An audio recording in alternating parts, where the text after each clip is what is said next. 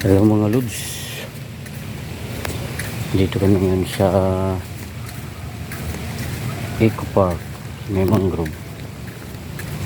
Pasyal muna kami dito hanggang hindi pa malakas yung hangin, kasi nangungo kami ng halaan. Mas magandang mangungo ngayon mga lods kasi hindi mainit ang sikat ng araw, hindi masakit sa balat.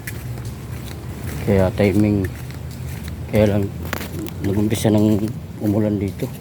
Signal number 1 kami dito sa Tacloban City. Ang ibang lugar merong signal number 3, may signal number 2. Kaya mangunguha muna kami ngayon ng halaan mintras. Hindi pa malakas masyado yung wala na hangin. Ito yung inaayos dito ngayon ng mangrove. Napaganda. Tatrabaho sila ngayon dito.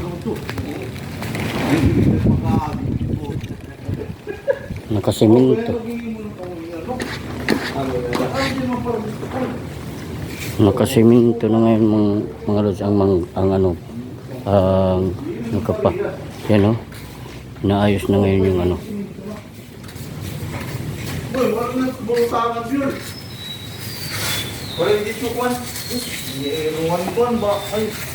naayos ngayon dito yung boardwalk. Bubutangan natin ito. Manamit mo, pasugad na ini dapat. Sisimento mga lods para matibay. Mo ganyan, Para matibay.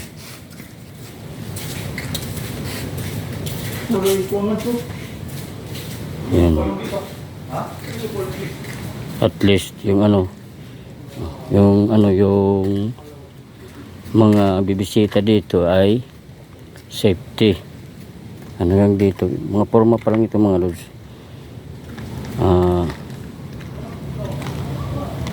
Third flooringan na yan. Yan para safety talaga yung safety talaga yung mga bibisita dito.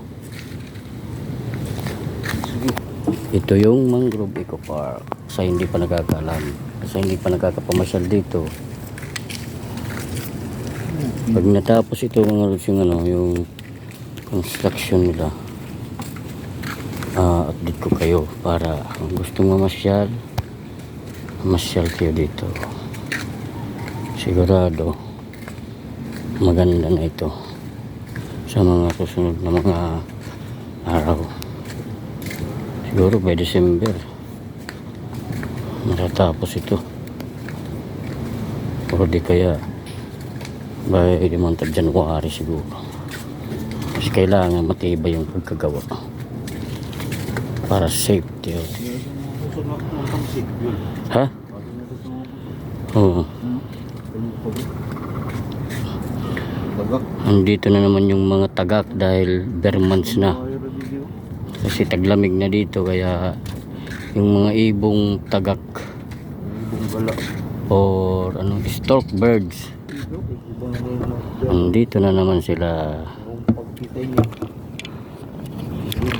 Lusad na la. Yan, medyo malakas na hangin dito sa bandang dagat. Sige mga lods, thank you for watching. Happy Saturday.